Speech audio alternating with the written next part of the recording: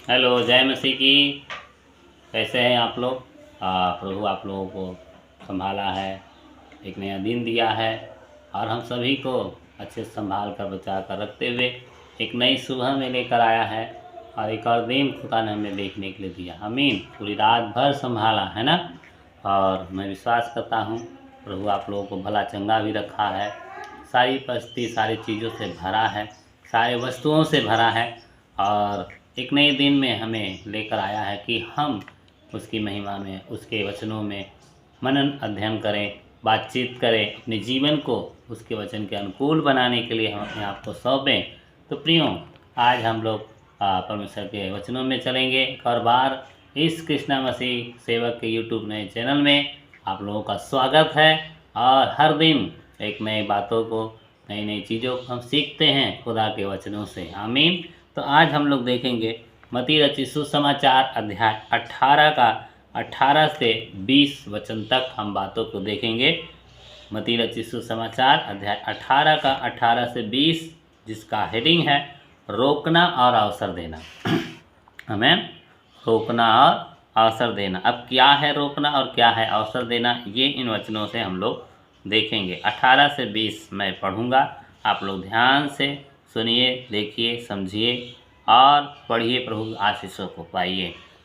यहाँ लिखा है, मैं तुमसे सच कहता हूँ, जो कुछ तुम पृथ्वी पर बांधोगे वह स्वर्ग में बंधेगा, और जो कुछ तुम पृथ्वी पर खोलोगे वह स्वर्ग में खुलेगा।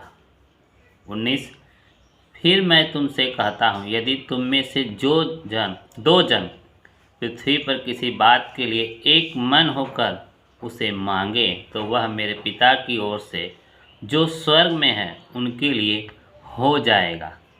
क्योंकि जहाँ 2 या 3 मेरे नाम पर इकट्ठा होते हैं, वहाँ मैं उनके बीच। आमीन। कितना सुंदर वाक्यांश है प्रियो। रोकना और अवसर। प्रभु यीशु मसीह अपने लोगों को जब इस दुनिया में थे, हर एक बातों से उन्हें वाकिफ कराते थे, हर एक चीज़ों को उन्हें बता कर देते थे कैसे आप आत्मिक दुनिया में बढ़ सकते हैं। तो आज का वचन प्रियो हमारे लिए क्या कह रहा है? प्रभु यीशु मसीह कहते हैं, मैं तुमसे सच कहता हूँ, जो कुछ तुम पृथ्वी पर खोलोगे वह स्वर्ग में खुलेगा। प्रियो, हमारे लिए खुदा ने एक अधिकार दिया, हमें खुदा ने एक क्या है ताकत दी है उन चीज़ों को करने की जो हम करने के योग्य नहीं थे। लेकिन खुदा कह रहा है, मैं तुम्हें ऐसा बना रहा हूँ कि जो कुछ तुम पृथ्वी पर बांधोगे वो स्वर्ग में बन जाएगा, जो कुछ तुम पृथ्वी पर खोल दोगे वो खुल जाएगा स्वर्ग में। तो प्रियो, आज लेना चाहते हैं, किस चीज़ को बांधना चाहते हैं, किस चीज़ को खोलना चाहते हैं?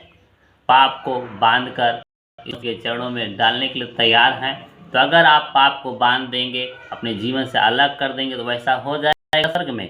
अगर आप अपने जीवन में खुदा के लिए रास्ते खोलेंगे, खुदा के लिए जीवन के लिए खुदा के लिए जीने के लिए अपने आप को तैयार करेंगे, खुदा हमें स्वर्ग से इस बात को पूरा तय करेगा। इस वचन लिखा है, जो कुछ तो पृथ्वी पर बांधेंगे। आप क्या को बांधना चाह रहे हैं? किस परिस्थिति को बांधना चाह रहे हैं? कौन सी ऐसी चीज़ है जो आपको खुदा से अलग करके रखे? आज से बांधें, क्योंकि वो स्वर्ग में बन जाएगा। कौन सी चीज़ है जो आप खोलने के लिए तैयार हैं? खुदा के लिए खोलें, खुदा उसको स्वर्ग में खोल देगा, आशीष देगा, अनुग्रह देगा। और यहाँ पर वादा किया, फिर मैं तुमसे यदि तुम में से 2 जन पृथ्वी पर किसी बात के लिए एक मन होकर उसे मांगे, तो वह मेरे पिता की ओर से जो स्वर्ग में है उनके लिए हो जाएंगे। कितना सुंदर वादा है, हो जाएगी। किसके लिए? जो 2 जन एक मन होके। एक मन होना हमारे लिए बहुत ज़रूरी है। एक मन होना हमारे लिए बहुत बड़ा काम करता है। जब हम एक मन होके काम करते हैं, एक मन होके किसी बात को रखते हैं, वहाँ पर परमेश्वर की बातें उपस्थिति, वहाँ पर उनका हस्तक्षेप हो जाता है। जिन कहते हैं स्वर्ग में जो हमारा पिता है उनके लिए हो जाएगा, हमारे लिए हो जाएगा, आपके लिए हो जाएगा। आमीन। 20वां वचन, क्योंकि जहाँ 2 या 3 मेरे नाम पर इकट्ठा होते हैं वहाँ मैं उनके बीच में होता हूँ।